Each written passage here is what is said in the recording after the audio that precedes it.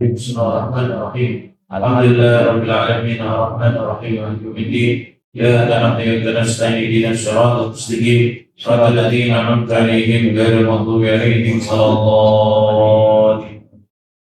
Judul kali ini tentang ilmu tasawuf kita, cahaya Allah yang menerangi hati manusia. Jadi Allah Subhanahu wa taala memberikan cahaya di setiap hidup kita. Setiap hajat kita, niat kita. Kalau nggak ada cahaya ini di dalam hidup kita, kita hidup bagaikan tidak mempunyai penerang. Satu hari kita lagi jalan, lampu padahal ada.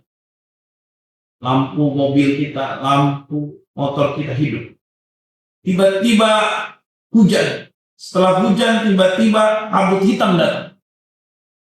Walaupun kita punya lampu, terasa gelap. Begitulah hati kalau nggak punya cahaya dari Allah Subhanahu wa ta'ala. Walaupun hidupnya dia dalam keadaan terang, ada rezeki, ada harta, ada jabatan, semuanya ada. Tapi kalau dia nggak punya cahaya Allah, seakan-akan gelap. Nggak ada kebahagiaan sedikit pun. Makanya kita harus meraih cahaya Allah. Supaya apa? Supaya kita jadi hidup yang penuh dengan kebahagiaan. Apa kata Syekh Mu'taila Ash-Shkandari? Ana raswahira bi anwari atharihi wa ana sarari ira bi anwari awsafihi li ajali dhalikal afalat anwaru. Allah menerangi alam lahir dengan cahaya makhluknya dan menerangi rahasia hati dengan cahaya sifatnya. Jadi Allah Subhanahu wa ta'ala menerangi hidup kita dengan makhluknya. Maksudnya apa? Maksudnya itulah hidup kita saling hormat, saling berakhlak, saling memuliakan, saling menolong kepada sesama manusia. Ini saya bisa jadi ustaz karena Anda, bukan karena saya. Sama, Anda juga bisa terbimbing karena ada guru, ada ustaz yang membimbing Anda. Kalau enggak, Anda akan hidup tidak terbimbing bagaikan hewan, makan seperti hewan, minum seperti hewan, bekerja seperti hewan, dan lain sebagainya. Apalagi kalau kita tolong orang, ini ada orang tetangga minta tolong sama kita. Kita ada untuk tolong, terus kita nggak tolong. Namanya kita setelah memberikan kegelapan dalam hidup kita. Besok kita minta tolong sama orang, nggak bakal ditolong. Itu bukan hukum karma, tapi hukum Allah. Ini sekarang ini kamu bohongi orang. Orang nggak tahu dibohongi, terus aja dibohongi orang itu. Sampai orang itu sengsara, kamu bohongi. Suatu saat kamu akan dibohongi lagi oleh orang lain sampai kamu sengsara. Begitulah kehidupan hukum Allah Subhanahu sebagai sunnatullah. Kamu sedekah, dana yatim, fakir, miskin, kamu sedekahin. Kamu besok tidak hanya mendapatkan kebahagiaan di sini, tapi kebahagiaan di sana. Kamu doain orang. Sayang, ya Allah, doakan ibu ini ya Allah, sedang susah, sedang sulit. Kabulkan doa saya untuk menolong ibu. Kata Rasulullah SAW, apabila ada orang yang mendoakan orang lain tidak pernah tahu didoakan oleh orang itu, maka doanya cepat dikabulkan Allah Subhanahu wa ta'ala. Suatu saat kita susah, kita sulit baik di sini maupun di akhirat. Pasti ada orang yang bermunajat lagi karena hukum Allah berlaku. Pasti ada yang berdoa, ya Allah, orang ini begini. Begitulah cahaya makhluk maksudnya. Jangan sampai cahaya makhluk kita matikan dengan cara kita zalimin orang, kita bohongin orang, dan sebagainya. Nauzubillah, summa nauzubillah min. Makin kita tolong orang, kita bakal diberikan cahaya oleh Allah.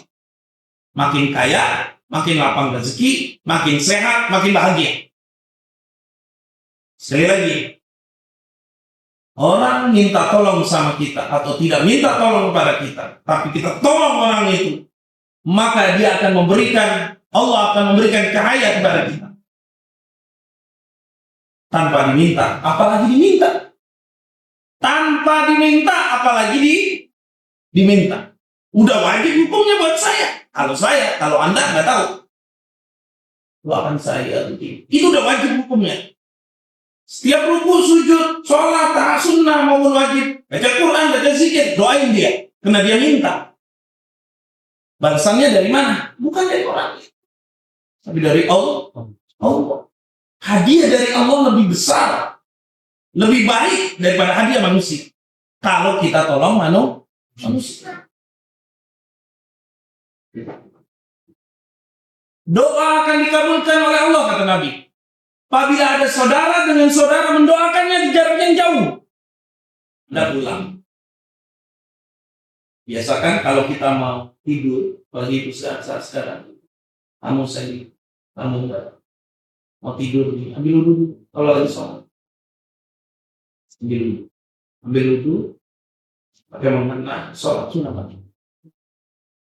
Bisa ambil sholat sunnah wudhu, bisa ambil sholat sunnah hajat, bisa ambil sholat sunnah taubat, terserah mau apa kayak sholat sunnahnya, bukan sholat sunnah sebelum tidur. Habis assalamualaikum. Assalamualaikum. Ini, Wan, jalan ini. Kalau kamu sholatnya sholat sunnah taubat, terus angkat tangan, jangan lama, gak usah lama-lama, sebentar aja. Bismillahirrahmanirrahim. Allahumma shalli ala sayyidina Muhammad. Ya Allah, begini. Walhamdulillah. Gak usah lama, gak butuh lama. Yang butuhnya sholat sunnah dan keistiqomahan. Tiap malam aja dijalani. Saya tugasin semua yang duduk di sini 14 hari jalani, berarti 2 minggu dari sekarang. Mau tidur, kalau lagi perempuan lagi nggak head, ambil wudhu, sholat. Cepet aja, nggak usah lama-lama. Nggak usah seperti orang. Nanti saya takut bosan. Karena ini tugas lama juga sampai 14 hari. Kalau ibu 7 hari aja. 14 hari. Bismillahirrahmanirrahim. Alhamdulillahirabbil alamin arrahmanirrahim maliki yaumiddin iyyaka na'budu wa iyyaka nasta'in ihdinas siratal mustaqim siratal ladzina an'amta 'alaihim ghairil maghdubi 'alaihim waladdallin. Amin. Allahu Akbar. Udah rukuknya, sujudnya baca subhanallah sekali-sekali aja. Enggak usah terlalu lama. Assalamualaikum warahmatullahi wabarakatuh. Ya Allah. Alhamdulillah. Besok begitu lagi. Besok begitu lagi. Yang dibutuhkan keistiqomahan, bukan lamanya. Bukan husuknya. Mau enggak istiqomah? Karena khusyuk, istiqomah ini yang paling tinggi. Khusyuk di bawahnya. Buat apa kita baca khusyuk tapi nggak baca lagi? Khusyuk banget tuh orang. Sampai wudhu khusyuk. Ada nggak orang wudhu khusyuk? Ada nggak, Pak? Ada. Saya sering ngantri wudhu. Lama, Pak.